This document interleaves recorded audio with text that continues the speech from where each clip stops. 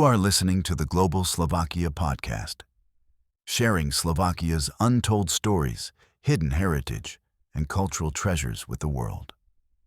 Welcome to Families That Made Slovakia. Today, we're stepping into an era of rebellion, empire, and a family name that echoes across Central Europe. Rákoczy. This is a story of exiled mothers, smuggled nobles, betrayed revolts, and dreams of freedom. A story where Slovakia, then Upper Hungary, wasn't a backwater. It was the beating heart of politics, plots, and power struggles that shaped a continent. The roots of the Rákoczy family go deep. According to medieval Hungarian chronicler Simon of Keza, the Rákoczys trace their lineage to the original Magyar tribes that carved out what would become the Kingdom of Hungary. By the 17th century, the Rákoczys weren't just aristocrats. They were the richest aristocrats in the land. But wealth wasn't what made them legendary. It was one man, Francis Rákoczy II. Born in 1676 in Borša, eastern Slovakia, he would become both a national hero of Hungary and a rebellious symbol of freedom for the region. But to understand Francis, you have to understand the storm he was born into. After the defeat of the Ottomans at Vienna, the Habsburgs moved in to claim control. Hungary, tired, fractured, and bruised, became a pawn in a larger imperial game.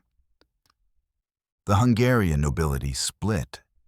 Some supported the Habsburgs. Others, like the Rákoczys, refused to kneel. Francis's great-grandfather, his father, and his mother all fought for the Hungarian cause. His father escaped execution only by paying ransom to the Austrians. His mother? She survived a 3-year siege in Mukachevo and went into exile when the castle fell.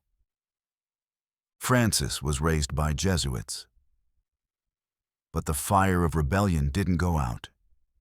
It only smoldered.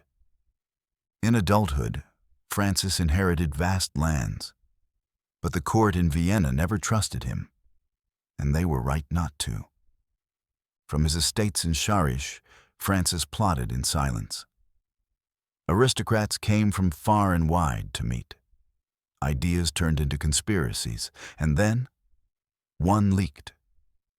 Francis was arrested for high treason in 1700, but in a story worthy of cinema, he escaped, thanks to his wife and a bribed guard. He fled to Poland, and from there, launched his boldest move yet. But revolutions aren't easy, especially when you're too radical for your own allies.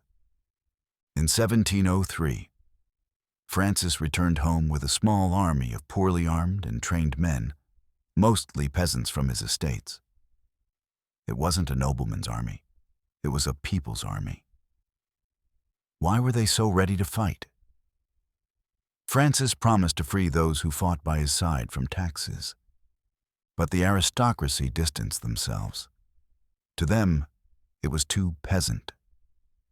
Still, the uprising surged on, strengthened by a band of 600 mercenaries. In 1704, the insurgents controlled most of the territory of modern-day Slovakia and also Transylvania. Emboldened by the success, Francis refused to accept the terms of truce offered by the Habsburg emperor. Little did he know that his luck was about to change.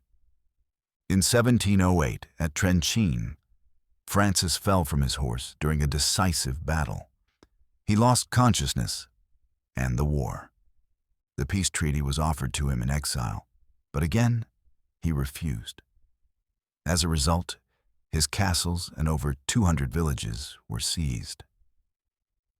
Though he lost the war, Francis won the people's hearts. To the common folk, Rákoczy wasn't just a noble. He was a symbol of justice. Today, Hungarians remember Francis as a national hero. But his story is deeply Slovak. He was born in Borša. He lived and plotted his rebellion in Šariš, and eventually lost the cause in the Battle of Trenčín. Slovakia wasn't a side stage. It was the core of his revolution. In the end, Francis refused an offer from the Polish crown. He wandered to France, then the Ottoman Empire, where he died in 1735. But even in death, his name lived on. In Hungary, there are 11 Rákoczy streets in Budapest alone. So why do we still talk about Rákoczy? Because his story reminds us that Slovakia has always been more than a borderland. It has been a battleground of ideas, a place where commoners and nobles alike dreamed of freedom. The Rákoczys were aristocrats, yes, but they were also rebels, idealists, survivors, and their story is written into the soil of Slovakia. Thank you for listening to Families That Made Slovakia.